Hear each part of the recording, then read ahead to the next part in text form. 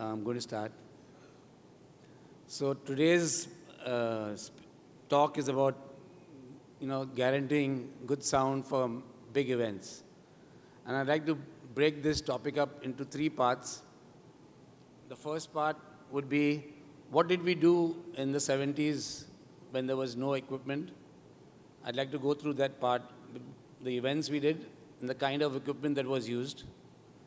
And the second part would be all the big events that Electrocraft has done over the years, and some of the big events that were done with the older kind of equipment. And the last part would be the important things that people have to look at when one is doing an event to make sure that you have a proper sound at the event with no failure. So let's start with what was the kind of equipment that was used in the 70s. When I finished college and I started my career, what was used was basically bongas, what was called the horns. In those days, there was no option. So rallies and public addresses and even some of the music concerts, the Indian music classical concerts, were all done on bongas. As that faded out a bit, the next step was columns, speaker columns. In fact, in 1962, when the Pope came to the Oval Maidan, Philips at that time imported, I think, 100 columns of Philips speakers, and the entire Oval Maidan was covered with that column speakers for the Pope's rally. The next we come to a better set of speakers. What else was good in sound? The other part that was good in sound was only cinema. The only sound that you could obtain with proper low frequency and a full spectrum was cinema sound. So all over the world, people started adapting the cinema systems to be used as concerts and for live events. And that led to Martin Audio being born. And Martin Audio produced the sub and the mid and the horn and the super tweeters. And that was a system that really ran for many years. Various companies had different combinations of subs and horns and mids. And we, as Electrocraft, adapted the Martin audio system. And we actually copied the Martin mid. And most of our events at that time were done with the Martin audio copy. Let's go now to the final thing of the line array. The line array actually came about in acoustics in 1993 in France. And we purchased the VDOS in 1999. And at that time when I purchased the VDOS, a lot of companies still did not realize that line arrays were here to stay. They nicknamed the line array a banana array, and the Americans said a banana here, a banana there. But nobody realized that the line arrays were there to stay, and that's what happened right today. So from 1999, once the VDOS came in, Electrocraft was on a different level altogether. The other thing I was saying is that we are talking about guaranteeing proper sound. But why did we become popular? We became popular because other people failed. And why the other people failed is because a lot of companies did not keep up with technology. And I'll take you to the event of Rajiv Gandhi in Brabant Stadium for the Congress centenary celebrations, where Chicago Radio, which was an established company for many years and did all the rallies, their system failed. And there was, in the middle of the night, Amitabh Bachchan recommended to Rajiv Gandhi that call this guy and he will sort the problem. And 20 police vans came that night to my warehouse, and that's how the first contact with Delhi and with the Prime Minister happened.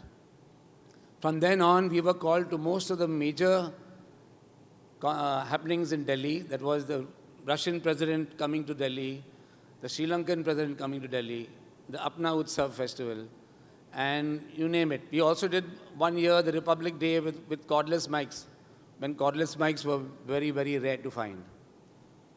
So these are the events that we did with the old system. And now let's go take a look at once the line array came into force. The other thing I would like to go about is, or talk about is also, that in the 70s, we were not technicians, though I was qualified, but the normal thing that somebody called a guy who was doing sound was a mic wala, which I think was very humiliating.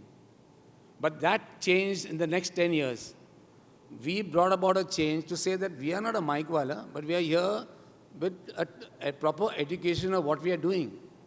So we are technically sound people, and I don't want to be called a mic wala. So that changed, and I think today everybody in this field is respected for what they are doing. So let's go now to the line array, and let's go to some of the events we have done with the big systems in those days. Let's go to first Benny Hinn. In 2004, we did a very big event in BKC, which was about 800 meters by 300 meters. That was the size of the ground. And in that event, there were around 600,000 people, 6 lakhs. So if you look at the visuals, you can see the visual. From the stage, if you look at the audience, it's just going down 800 meters. It's nearly a kilometer of audience. And let me tell you, this was one of the first times we did audio, but we did audio with analog signal going down the line, as well as a wireless network, which I will come to later. Let's go further and see what are the other images. The next big show we did was Bangalore. Bangalore was in 2005. This again is a venue that is 1 kilometer by 1 kilometer. It's basically an aerodrome. The Jakur aerodrome in Bangalore was used for the Benny Hinn program. And if you look at the visual, you'll get an understanding of how big this ground is. It's 1 kilometer by 1 kilometer with the runway running through the ground. It took me 1 month just to do the mains cabling and the signal cabling, 1 month. And that also by using vehicles and scooters and small tempos. Let's look at that visual. Look at that visual. It'll give you an insight into what we are talking about. It's basically an aerodrome. I don't think there's ever been an event of this scale. Of this scale, we used 60 line array, and I think 200 cabinets which were made for this show. 200 double 15-inch with a horn. And those cabinets were there at that time made for this event.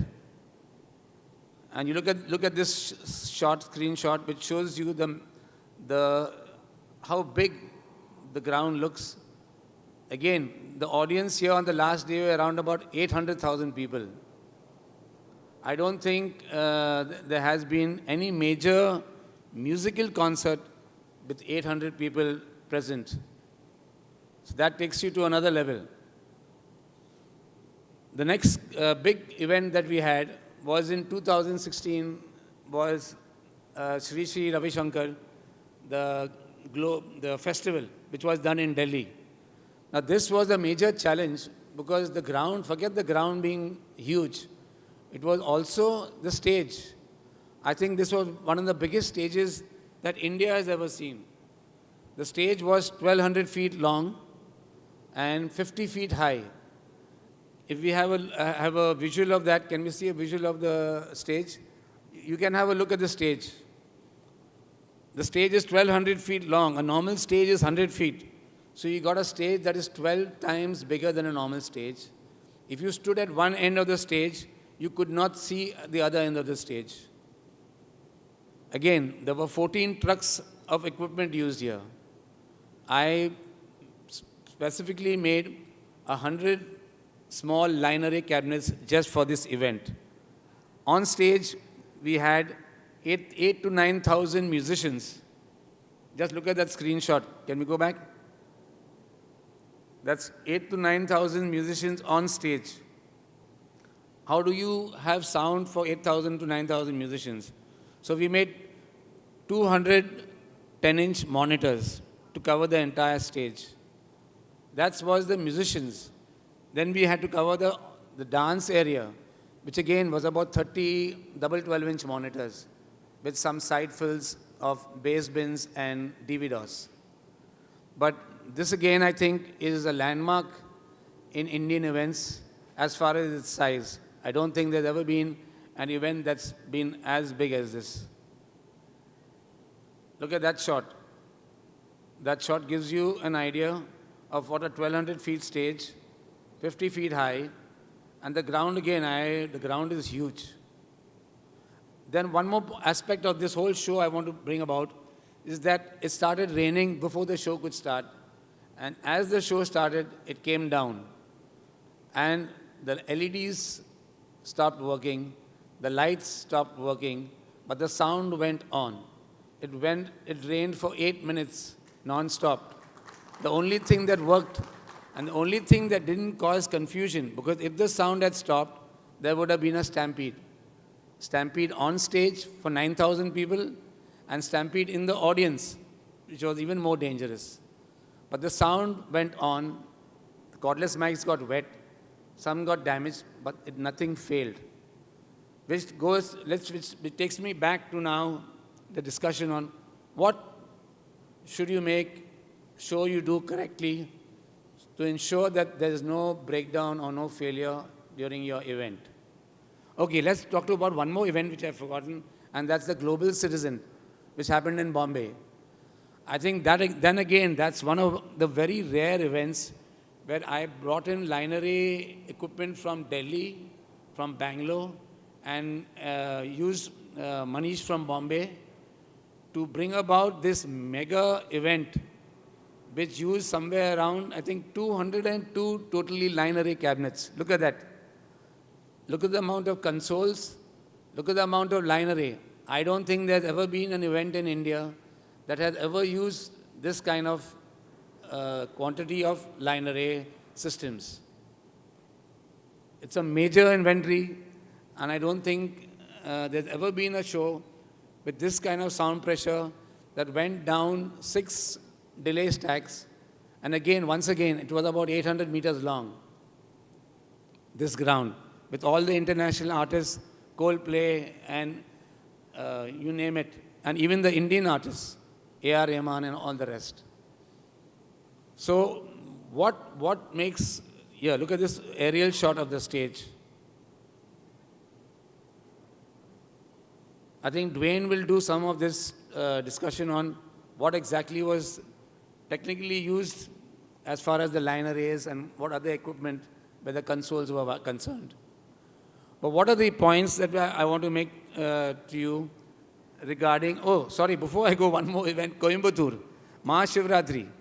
Mahashivratri is again an event that is, again, a very huge event. And it caters to 6 lakhs to 8 lakh people, which is also a moving crowd. Now, Mahashivratri is again, you look at the shot of Mahashivratri, the ground is about 1,200 feet long and 350 feet wide. You can look at the shot. It's huge. It's again, this takes 1 month. Again, I'm going to come to cabling. 1 month of cabling, 1 month of signal distribution, 1 month of planning, and about 12 trucks of equipment. So it's not easy. It has to be all, properly channelized, thought about, planning. So let's go to what are the points that we need to discuss when you want to guarantee a performance. What should we talk about? What should we look at? We should first look at the venue planning.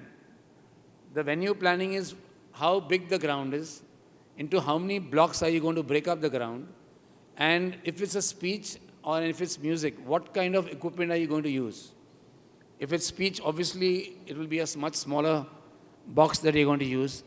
But if there's music involved, then you will use line arrays in the front and double 15 inches and a horn to carry on the equipment at the back, or double 8-inch line arrays as much as available to continue the sound going downward down the line.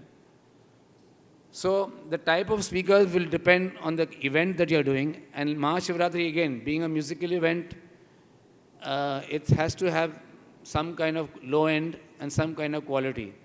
So the front system is again a bunch of VDOS, K2, maybe two arrays, four arrays in the front, a delay of that, and then you start with a delay of double 8-inch line arrays. What are the other things that you look at? The distribution of the speakers is also very important. One line array can cover only a certain area. If you take a big line array like a VDOS, you can cover maybe 250 feet to 300 feet maximum down the line. The the coverage of the width will be another 150 feet to 200 feet as you go further away from the box. So it's important that when you are planning your positioning of your speakers, you position the speaker such a way that the next delay stack comes and takes over from the first line array that you have installed. And so in that manner, you will go on adding on your delay stacks in that manner so that the sound reaches right till the end. The distribution of the speakers is a very important part. And since you're putting many arrays down the line, is the time alignment that's also important. And time alignment can easily be calculated by, looking at your computer and just taking a measure tape and measuring the feet and delaying it accordingly. But still, I would say the best way to go about this is fine-tuning with your ear. Because in the morning, when it's cold and it's humid, sound travels at a different speed. And when it's hot in the evening, you'll find that the highs tend to disappear. And the sound is also traveling at a different speed. So please be aware. When you're doing a big event, the best way of time aligning a system is to actually physically hear the system and do your final correction. Next, I will go into power distribution. Power distribution also is a very important part in making sure that your system works. And to make sure your system works, your amplifiers have to be driven properly. To make sure your amplifiers are driven properly, you need proper power distribution to be done. Now, like an event in Bangalore, if the power distribution generator is at one end, at one side, the whole ground is, say, 1 kilometer long. You're not going to run mains from one side and start distributing the mains down the line. You have to bring your main supply to the center, and from the center of the heavy-duty cable, you'll go left and right. That's the best way of doing your mains distribution. And another important part is to make sure grounding. People are very careless about grounding. The earth plays a very important part. One is the safety of the people operating the equipment, and the other thing is the buzz that you will get from signals.